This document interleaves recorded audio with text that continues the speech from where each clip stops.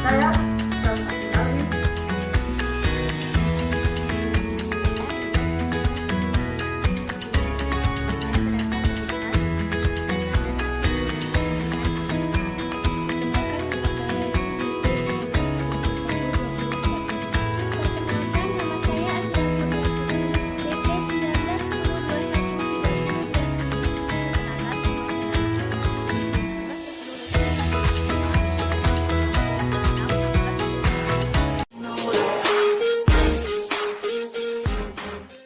Baiklah kawan-kawan, saya akan menjelaskan materi tentang inspirasi tumbuhan.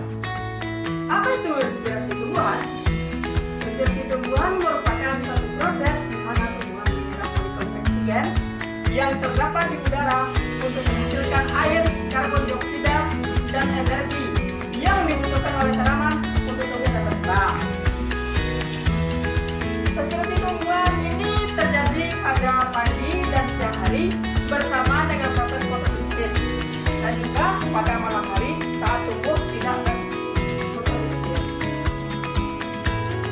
Jadi di sini dapat dikatakan 100% tanaman mengalami proses respirasi. Kemudian kita masuk kepada perbedaan respirasi dan fotosintesis. Di sini respirasi terjadi pada daun, batang, dan akar tanaman, sedangkan fotosintesis hanya terjadi pada daun dan batang.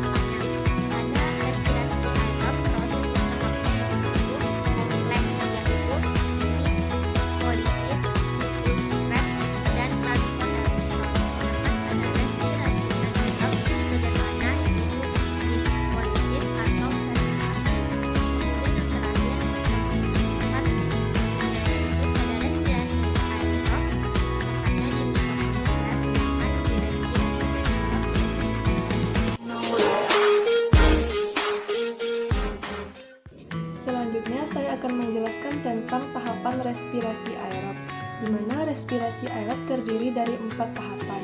Yang pertama glikolisis, yang kedua dekarboksilasi oksidatif, yang ketiga sikloskop, dan yang keempat transport elektron.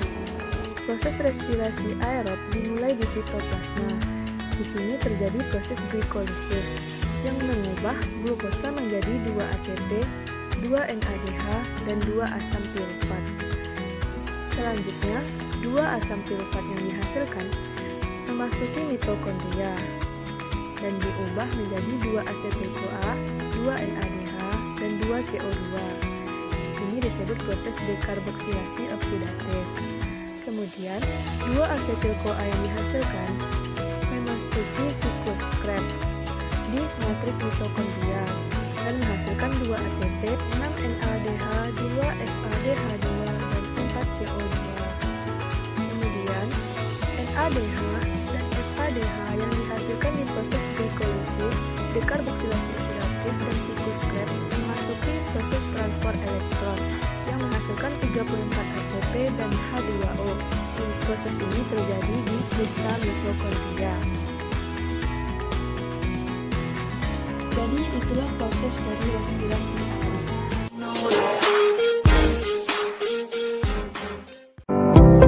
Assalamualaikum warahmatullahi wabarakatuh.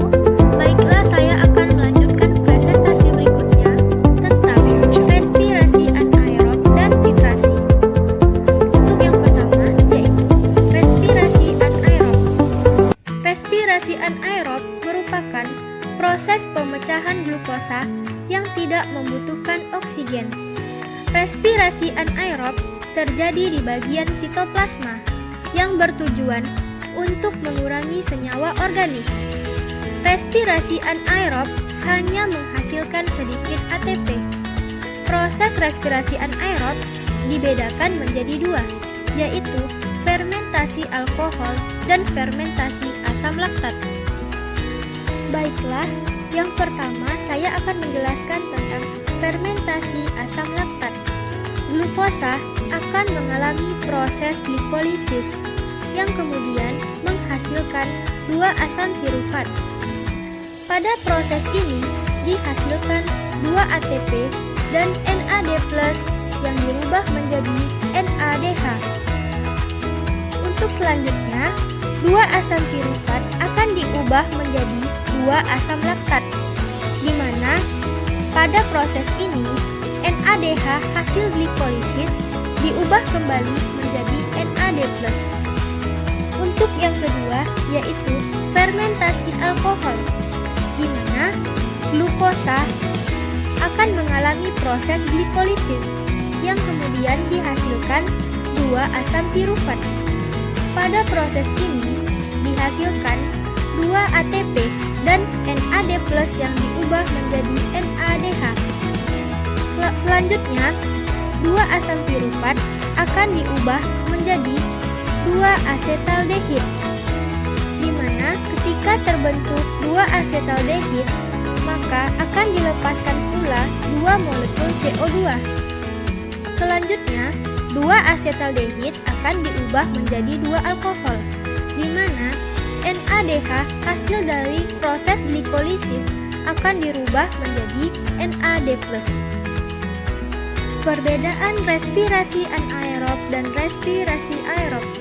Respirasi anaerob tidak membutuhkan oksigen, sedangkan respirasi aerob membutuhkan oksigen. Respirasi anaerob terjadi di sitosol, sedangkan respirasi aerob terjadi pada sitosol dan mitokondria. Respirasi anaerob terjadi dalam durasi yang singkat, sedangkan respirasi aerob terjadi dalam durasi waktu yang lebih lama. Respirasi anaerob menghasilkan etanol atau asam laktat ditambah karbon dioksida ditambah 2 ATP, sedangkan respirasi aerob menghasilkan air ditambah karbon dioksida ditambah 38 ATP. Baiklah, selanjutnya saya akan menjelaskan tentang titrasi. Titrasi adalah proses di mana satu larutan ditambahkan ke larutan lain sehingga saling bereaksi. Titrasi merupakan penambahan lambat dari satu larutan dengan konsentrasi yang diketahui ke volume yang diketahui dari larutan lain dengan konsentrasi yang tidak diketahui sampai reaksi mencapai netralisasi yang sering ditandai dengan perubahan warna. Cara kerja titrasi pada respirasi. Yang pertama, kita sediakan 4 tabung reaksi, kemudian isi dengan NaOH 0,2N sebanyak 10 ml. Lalu kita bagi menjadi beberapa perlakuan. Untuk perlakuan pertama yaitu pada suhu ruangan, perlakuan kedua pada freezer, dan perlakuan ketiga kembali pada suhu ruang. Terakhir, perlakuan 4 pada inkubator 35 derajat Celcius. Lalu, bungkus masing-masing bahan kecambah sebanyak 5 gram dengan kasa. Ikat dengan tali, kemudian masukkan ke dalam tabung reaksi. Keluarkan tali pengikat dan tutup tabung reaksi dengan aluminium foil. Rapatkan dengan karet gelang dan amati perubahannya setelah 24 jam. Ulangi dengan menggunakan masing-masing sampel tabung 1, 2, 3, dan 4. Lalu, lakukan titrasi dengan HCl 0,1N sampai warna larutan di Erlenmeyer hilang. Adapun fungsi dari larutan-larutan adalah sebagai berikut. Yang pertama, NaOH untuk mempercepat reaksi peningkatan suhu dan menyerap CO2. BaCl2 untuk mengendapkan CO2 yang diserap NaOH.